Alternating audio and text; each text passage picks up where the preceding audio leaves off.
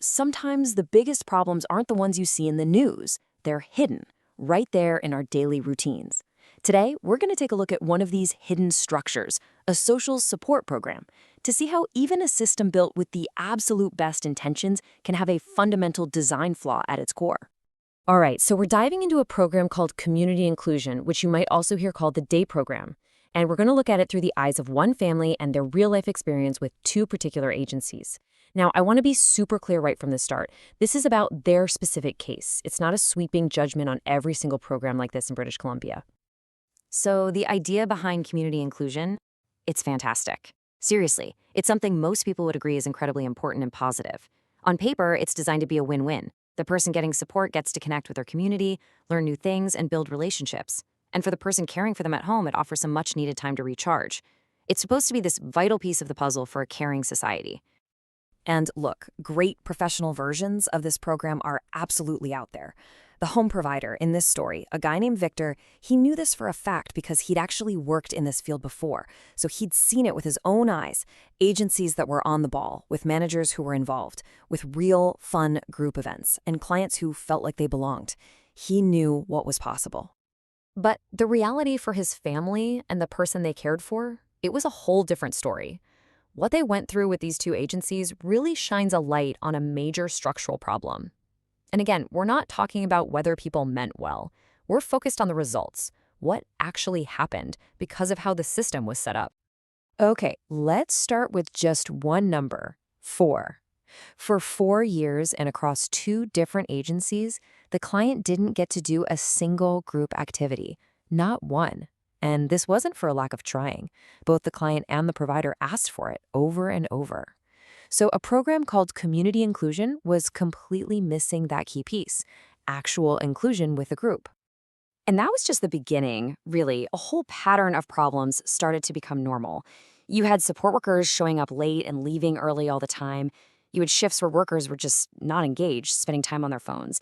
There were even times when the client's paid hours were used for the workers' personal errands. And when Victor tried to raise these issues, management was often nowhere to be found, leaving him to deal with it all, even though he had zero official power to do anything. I mean, this one really says it all. It got to a point where the client was actually asked to clean a support worker's home. Let that sink in. During the time that was paid for and dedicated to their support and community activities, they were asked to do chores for their support worker, a complete breakdown of professional boundaries. Now, it's really important to say this. There were some wonderful, dedicated, and caring support workers along the way, people who genuinely connected with the client. The problem was, their individual positive efforts were constantly being drowned out by the bigger systemic failures. It's like they were swimming against a current of constant scheduling problems and lack of support. So when you look at all these recurring problems, they all point back to one single core issue. It's a fundamental problem in how the whole service is designed. And it all comes down to this idea of a total mismatch between responsibility and power. This table really breaks it down. Let's look at the home provider, the person right there on the front lines every single day. They aren't part of the actual contract with the agency. They don't manage the schedule or the staff. They can't officially say if someone's doing a good job or not. So on the formal authority side, you see none, none, none. But what about when things go wrong? Well, they're the one who has to manage all the fallout, both practical and emotional. Total responsibility. And that's the heart of the matter right there. It all boils down to this crazy paradox. The person who has to deal with all the consequences has absolutely no formal power to influence the cause. Okay, so this isn't just some abstract idea on a chart. This structural imbalance has real, painful consequences for the very people this program is supposed to be helping. Let's talk about the human cost here. For the client, all this inconsistency, all this disengagement, it just led to anxiety, disappointment, and a feeling that they just weren't important. It really damaged their trust in the whole system. And for the home provider, their home, which should be a safe haven, basically became a constant crisis management center. They were always left cleaning up the emotional mess with a huge, unsupported weight on their shoulders. So this one family's story isn't just a story. It really forces us to step back and start asking some much bigger questions about how these systems are designed and, frankly, who is accountable. And these questions are pretty fundamental.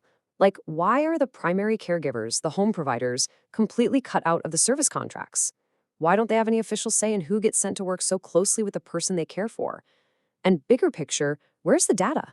Is there any public information on how well these programs are doing? Things like how many hours are missed, how many complaints are filed. Why isn't that information transparent?